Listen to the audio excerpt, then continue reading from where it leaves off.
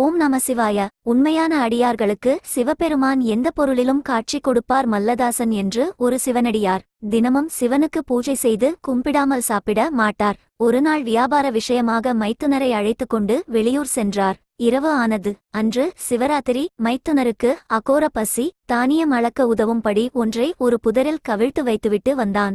மாமா, அங்கே ஒரு புதரில் சிவலிங்கம் இருக்கிறது, நீங்கள் தரிசனம் செய்துவிட்டால் சாப்பிடலாம் என்று அழைத்தான். அவரும் சந்தோஷமாக இருட்டில் படியை சிவலிங்கம் என்று நினைத்து வணங்கிவிட்டு வந்தார். வயிறு முட்ட சாப்பிட்ட பிறகு, ஐயோ மாமா, படியை சிவலிங்கம் என்று நினைத்து ஏமாந்து விட்டர்கள் என்று மைத்துனன் கேலி செய்ய, மூடனே, நான் வணங்கியது சிவலிங்கத்தை தான், சரியாக பார் என்று சொல்ல, சென்று பார்த்த மைத்துனருக்கு அதிர்ச்சி. அந்த படி உண்மையான சிவலிங்கமாக மாறி விளக்குகள் ஒளிர்ந்து கொண்டு இருந்தன. உண்மையான அடியார்களுக்கு சிவபெருமான் எந்த பொருளிலும் காட்சி கொடுப்பார் என்று மல்லதாசன் கூற, அவர் காலில் விழுந்து மன்னிப்பு கேட்டான் மைத்துனன். ஓம் நம சிவாய.